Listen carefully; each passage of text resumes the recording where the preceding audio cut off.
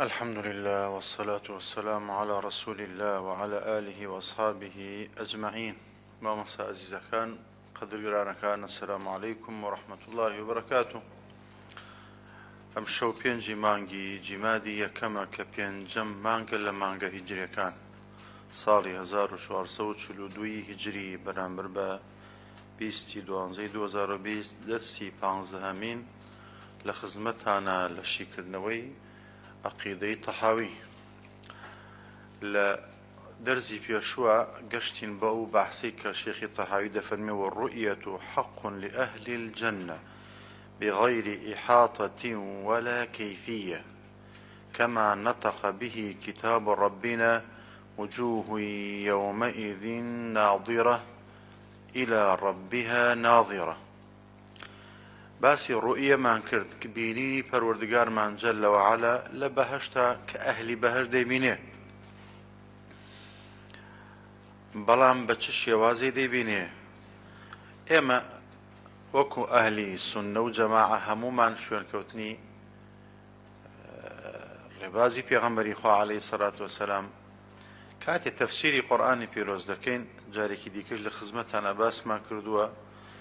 بە شێوازێک ئەگەر تەویل بکەین ئەبێ دلیلێکی سنەت و سەلەف مامەدەسە بێ کە تەویل کراوە، ئەگەر نەبێت تەویل ناکەین، وەکو خۆی معنای دەکەین. و لە تەفسیری قورئانی پیرۆزیشە چەند جار حەدیث دەڵێنەوە، نەقلی دەکەین لە خزمەت بەڕێستان و هەموو کەسێکاڵێن ڕەسوولە فەرمی عەلەیهی سەڵات وەسەلام من قال في القرآن برأيه فليتبوأ مقعده من النار، ئەوەی کەوا بەڕەئی خۆی قسە بکات لەسەر قورئان. وفي رواية أخرى من قال في القرآن بغير علم فليتبوأ مقعده من النار، ومن فسر آية من رأيه فليتبوأ مقعده من النار. من فسر آية من رأيه أخطأ وإن أصاب، حتى آخر كما وصاب رزقان بويا كاتيك تفسير آياتك دكين وكاتيك برسياد دكري لأبو بكر الصديق وعلي رازوية خليفة مسلمانان، وسئل أبو بكر الصديق رضي الله عنه عن قوله تعالى وفاكهة وأبا، ليه تبرسن مل أب أبا مل أبا يا أبا بكر؟ فقال أي سماء تظلني وأي أرض تقلني إذا قلت في كتاب الله ما لا أعلم. أما درسك أبو أمة لكتابي پروردگارا نابێ ئینسان بەبێ عیلم قسەی پێ تێدا بکە لەسەر بکە، بە مەرجێک کەسێک ئەمەی فەرمووە ژیانی گشتی لە خزمەتی پێغەمبەرە بوو لە زەمەنی وحیە صلی الله عليه وسلم. بۆیە بغەیری ئیحاطەة ولا کەیفیە باسی ڕوئیەمان کرد بە نەسی قورئان و ئەو تەفسیرەی چۆن دەکرێت چی دەکرێت هەتا ئاخرەکەی نابینرێ معتەزیلە دێتەوە لە حەشر ساحی حەشر دەمێرێت ناو بەهەش نییە، مۆنافق دەگرێتەوە کافر ناگرێتەوە، کافریش دەگرێتەوە، هەتا ئاخرەکەی ئێمە بە نەسی قورئان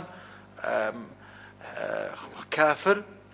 خوای متعال نابینێت جەل وەعەلا، چون بینینی خوا گەورەترین نیعمەتە، گەورەترین ڕەحمەتە، نابێ بە کافرکەوێ، بەس ئیماندار دەیبینێ لە ناو بەهەشتەکەی ڕەب العالەمینە جەل وەعەلا. بۆ دەڵێن لە ساحی حەشرا نییە، چون ساحی حەشر هەمووی تێدایە و نەسی قورئانیشە هەفتەی دەرزی پێش و گوتمان ئەوان حجاب هەیە لە بەرامبەر بە کافرانە نابێ خوا ببینن جەل وەعەلا، بەس ئەم بینینەی مسلمانان لە بەهەشتە بۆ خوای متعال بغەیری ئیحاطەة ولا کەیفیە، شێوازی بینینەکە نییە. ئەگەر شێوازی بینینەکە دەستنیشان بکرێ و کاتە کەیفیەت مادانەکە کەیفیەت هەبێ، ئەو کاتە هاتین بین بە فێرەقێکەوە تەجسیمی خواکەن. وبغير إحاطة أجر إنسان ولله المثل الأعلى، نمونەی بەرز و باڵا بۆ پەروەردگارمان جەل وەعەلا کاتێ شتێک دەبینی چاوەکانی خۆمان لە دنیادا دەبینین، بینینی چاومان توانای هەیە بە بینینی شتەکە بە هەمووی شێوە چواردەورێەوە، بەس بینینی خوا ئەوە نییە کە چاوی ئینسانەکان ئیحاطەی خوا بکە، ولا يحيطون به، حت لە زانستەکەی شاوایە. کاتێک کەسێک دەوێت هەوڵەدا زانستێک بگاتە ئەو زانستانی کە خوا مەخلوقاتە دنیاە هەموو زانستەکانە پێی بگا کە خوا خەڵقێک ئەگەر بگێتەوە ئاستەی ئەی تۆشۆ خوای لێ دەزانی، ئەکرێ عەبد ئەکرێ مەخلوق بەقە و خەڵقی لێ بزانێ، نا. بۆیە ئیحاطە لا تدركه الأبصار ولا يحيطون به علما حتى آخركي چەندین ئاەتمان هەیە خوا دەبینین جل وعلا بەس بینین یەک ناکە بڵێن ئەم چاوە ئێمە توانای هەبوو خوای بینا جل وعلا ئەوها بە ئیحاطەیدا بینینەکەمان هەموو دەورەی خوای متعال بدا جل وعلا بێگومان وانییە کە ئەمەمان زانی مامۆستا بەڕێزەکان ئەو جا شێخی تەحاوی دەفەرمێت فإنه ما سلم في دينه إلا من سلم لله عز وجل ولرسوله صلى الله عليه وسلم ورد علم ما اشتبه عليه في عالمه باش كأومان زاني رؤي خواوايا كما نطق به كتاب ربنا وجوه يومئذ ناظرة إلى ربها ناظرة وتفسيره على ما أراده الله وعلمه باشا أويك لقرآن بيروزة هاتوا يعني كما نطق به كتاب ربنا خوا خوي دفرمي جل وعلا پروردگار دبيني أو تفسير ما نشكر وتفسيره أم تفسيريك خواي تعالى جل وعلا أم يفرمو تفسيرك على ما أراده الله تعالى وعلمه ليقدانوي أم آية كروجي قيامة لناو بهشتا إيمان داران پروردگار دبينن بچ شوازي بو شوازي كخواو يستو إرادي لسره بەو شێوازەی کە خوا خۆی دەزانێ علمی لەسرە ئێمە ئەزانین بینینەکە هەیە بەڵام شێوازی بینینەکە لە ئێمە نییە ئەزانین دەبینرێ و تەواو وكل ما جاء في ذلك من الحديث الصحيح أم شرطي تدايا وحرشي لأحاديثك وهاته كصحيح به عن الرسول صلى الله عليه وسلم فهو كما قال أو أبو شوازي كفي غمري خوا فرميتي عليه الصلاة والسلام لو بارك الرسول فرميتي بوشي ويه صلى الله عليه وسلم ومعناه على ما أراده هل سر أو تايشتاني معناه أو فرموداني بوشي ويه كفي غمري خوا ويستي لسر بو يستيوتي صلى الله عليه وسلم كما بستشي لي بوا نك إنسان بيبخوي بوخوي تأويلك بحش لا ندخل في ذلك متأولين بآرائنا ناڕۆین تەداخل بکەین بچێنەوە ئەم مەوضوعەوە ئەم بابەتانەوە حەدیث و فەرمودەکانی پێغەمبەری خوا عەلەیهی سەلات وسەلام لێکدانەوەی تری بۆ بکەین تەئویلی بکەین معناکەیان دەگۆڕین ئێمە نایەن وا بکەین بۆ بەڕاوبۆچوونی خۆمان بین تەفسیری بۆ بکەین لا ندخل في ذلك متأولين بآرائنا ولا متأولين بشي بآرائنا كاتي أماني هاتن معتزلو وأتباع كان يانو أواني شوار دوريشيان برأي خوان ديان كرت ولا متوهمين بأهوائنا وهروها بآرزو بخيال براوبوتشونكاني خوان تين معناي بودكن إما لوانا نابين چونك مسلمان كي سركوتوه فإنه ما سلم في دينه إلا من سلم لله عز وجل ولرسوله كي مسلمان ديني بارزراوه كي ديني سلامت دبه ما مصا خوش لسكا كي إنسان أو كالإرادة فرمية براسي تسليم بوا أو كتسليم ببي بشي خو بيغمبري خوا صلى الله عليه وسلم فإنه ما سلم في دينه إلا من سلم لله عز وجل ولرسوله صلى الله عليه وسلم سمعا وطاعة يعني كاتب قال الله وقال رسول الله عليه الصلاة والسلام كاتب باسمان يكسر طاعيدكين يكسر طاعيدكين ما مصرف وشريسة كان بويا بيغمبري خواه صلى الله عليه وسلم أو هاي فرموه بهم لا يكمانوا بأم أمتيش وهم مانيش بيكوا فابندين بالنصكانوا وهر كاتي دبينين نص يقديتا بيش وكسيتي تفسيري بودا كاجر لقل أقلي منا ناكن جي بويا أقلاني كانتين أقلي خويانا دنسر النص وبقماني شي تداني النص دري بصر أقله هر كاتي أقل نص وأقل يك أقلك لقل نصكا بيوت أو عمل لك بلام هر كاتي أقل نص نقل بيچانو يكبن أوان نقل ددريت سار أقله أجر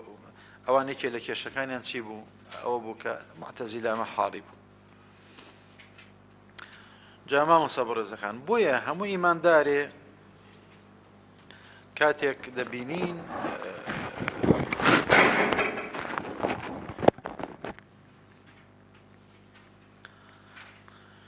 لە هەر جێگەیەک لە هەر زەمنێکە وە کاتێ موسڵمانان ڕەحمەتی خۆیان لەسەر بێ بیانەوێت لەم بواری مەسائلی عەقیدا قسە بکەین کشتمانە بێت شارەزایەکی باشمان ببێت بۆ ئەوەی کەوا لە عەقیدە و لە بیر و باوەڕەکەی خۆمان بە هەڵەدا نەچین وەڕەد علمە مەشتەبەه عەلەیه ئیلا عالمیه ئەو شتەی کە لێی نازانین ئەوەی کە زانستمان لێی نییە ئەوەی کە توانامان نییە بگەینە ئاخری علم و زانستەکەی دەگەڕێتەوە بۆ کوێ کە لێی تێ ناگەین هەندێک کات یان هەندێک کات لێمان تێکەڵ دەبێت یا هەندێک کات ناگەینە ئەو پەڕی زانیارەکەی ئەیگەڕێنەوە بۆ کوێ وەڕەد علم ما اشتبه عليه إلى عالمه إلى الله ورسوله صلى الله عليه وسلم. أصحاب أميان كرت بۆ باشترین جیل بوون باشترین ئومە بوون باشترین یاوەڕ بوون بۆ لەسەر ئێمەیە وەکو ئەوان بین چون ئەو هایان کرد بۆیە دینیشیان سەلامت بوو. مامۆستا ئەزیزەکانی ئێمە پێغەمبەری خوا صلی الله عليه وسلم کاتێ دەبینین ئەم فەرموودە بەو شێوازە هاتووە شێخی تەحاوی فەرموودی ئیلا لە حەدیثێکە وەردەگرێ کە هیچێکی نەزانێ ئەڵێن کێ دەزانێ ئەم مەوزوعە چییە ئەڵێن خوا پێغەمبەری خوا صلی الله عليه وسلم. بۆیە ڕەد علم ما اشتبه عليه إلى عالمه أو جاء فمن رامه ئەگەر هەنگە پاش و پێشێ لە بەیتەکانە کەوت شعرەکانی شێخی تەحاویە گردن مازەکەن دیارە چاپەکەی من لەگەڵەوەی جەنابدا نەتوانێ فەرقی بێ. فمن رامه أي فمن قصد هەر کەسێ بێ و دوای چی ئابگەڕێ ها مامۆستا خۆشەویستەکان بە دوای زانست ئابگەڕێ ئەوێ پێ بگەیە تنازەم وایە لای ئێوە یاوان نییە پاش و پێشی تیا بوو یا خۆیەتی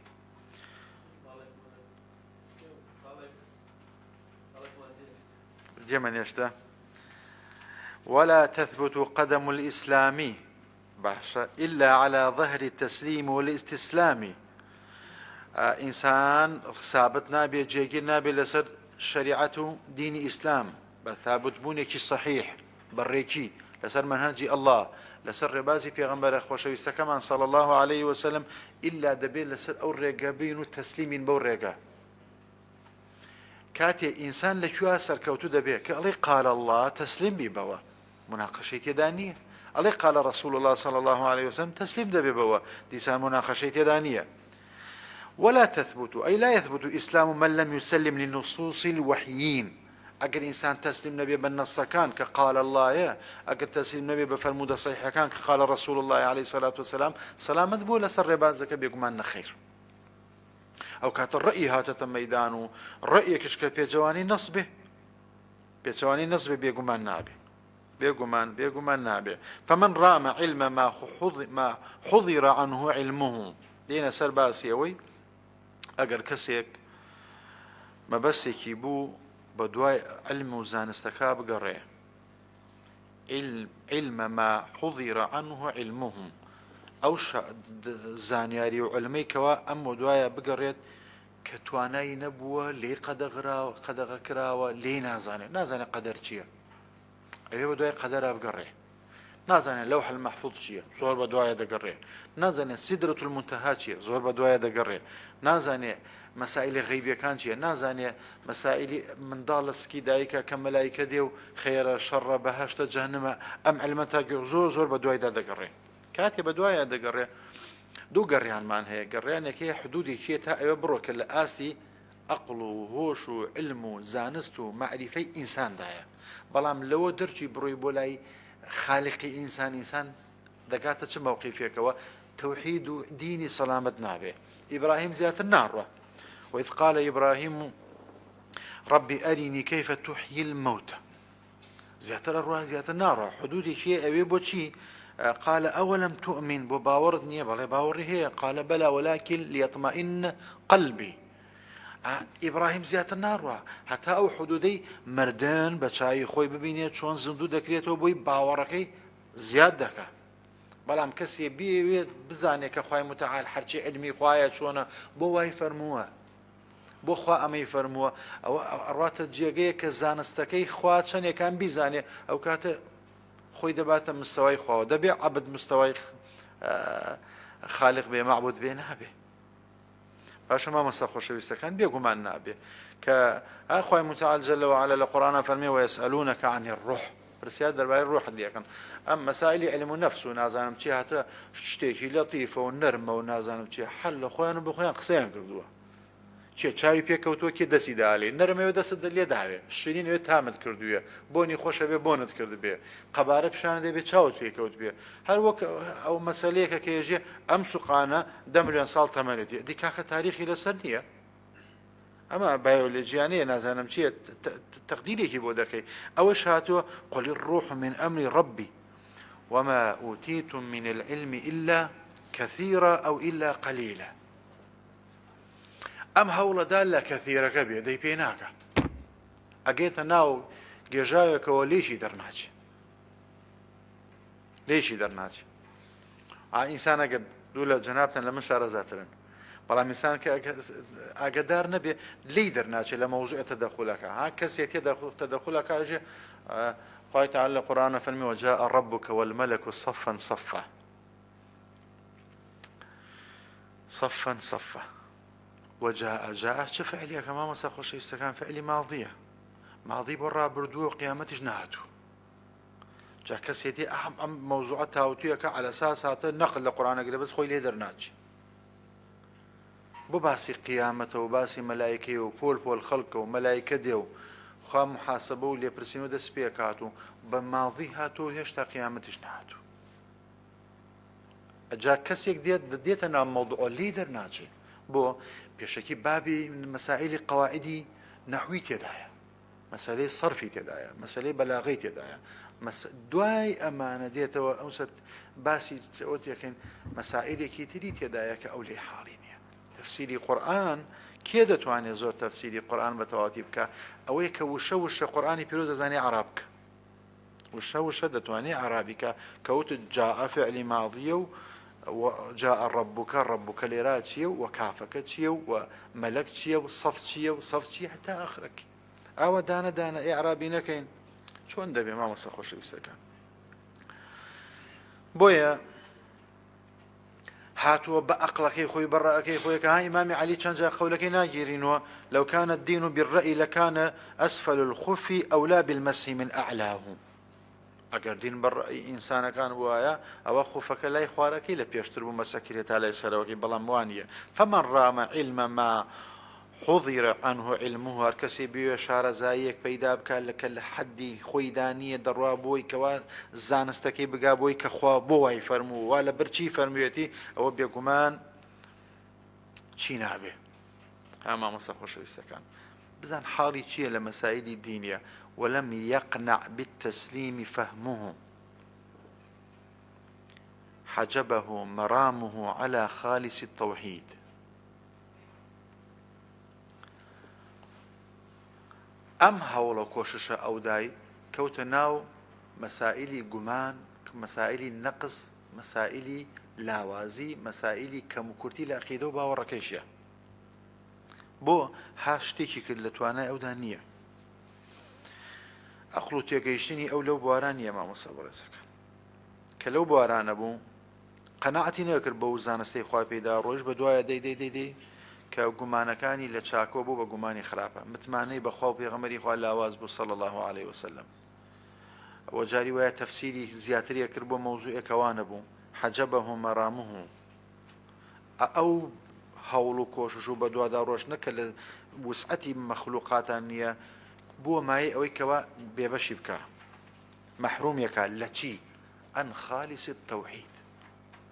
لە یەکتاپەرستیەکی جوان و بێ کەموکورتی یعنی کەموکورتی تێدا نەبێ بێخەوش ئەوە واکە ئەمە نەمێنێ بەڵام ئەن خالص التەوحیدی وصافی المعرفة صافی المعرفة ئەوەی کە ئینسان خوایە کە ناسێژێ بەخوا فڵان کەس پێیەکی وەنە فەقیر و خوا ناسێکی صاف و سایق يعني بە جوانی خۆی ئەناسی هەندێ مەوزوع بوو هەند دووری لێگرت بوو دەستیشی لێ نەدا چونکە ئیوت ئەمە خوا خۆی دەزانێت لە علمی ئەمانیە و ئەو کەسێکەوە ئەم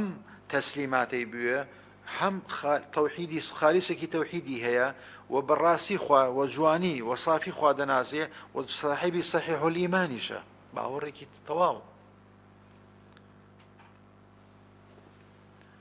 بەڵام ئەگەر وانە بوو کۆششیە زۆری کرد و ئەوە خالیسە تەوحیدەکەی لە دەستدا ناسینە خوای تەعالەکەی و جوانی لە دەستدا باوەڕە سەحیەکەیشی لە دەستدا فيتذبذبون بين الكفر والإيمان دكيوتا شي مذبذبين بين ذلك لا إلى هؤلاء ولا إلى هؤلاء هانا فركها أتى يجيم لا ينتشاك تير وصفك وقصوا ولاك دوي رويته وكيتر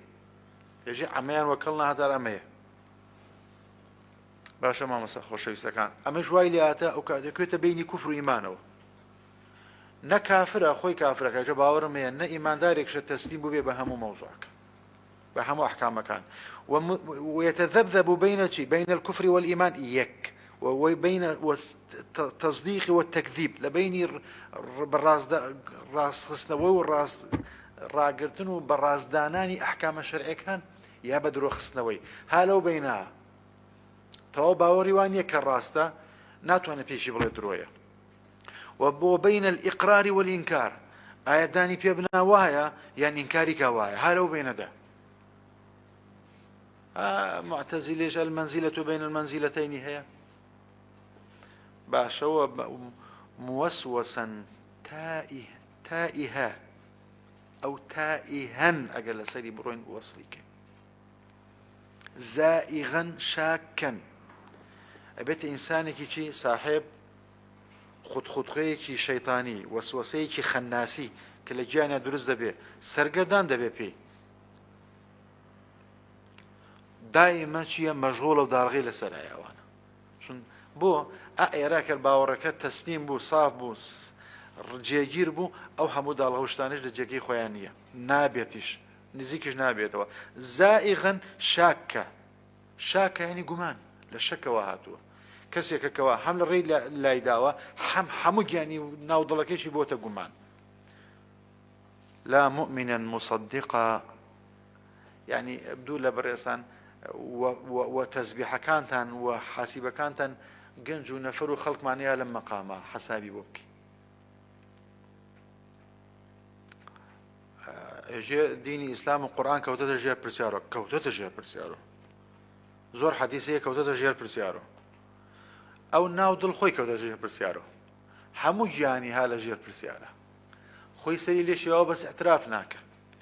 نە مومینێکی ڕازگۆ و ئەوەیەکەوە دانی نابێ بەوەی کە خوا پێغەمبەری خوا فەرمیدە عەلەیهی سەلات وسەلام ولا جاحدا مکذبا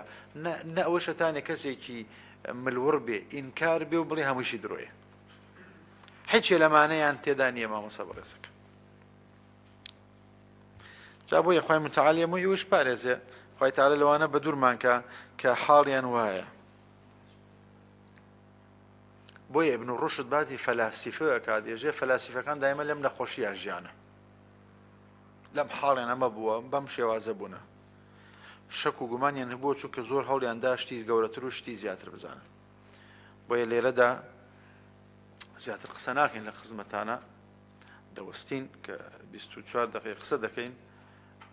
انشاءالله لە بابەتی دوای ئەمە قسەی زیاتر دەکەین و ئەم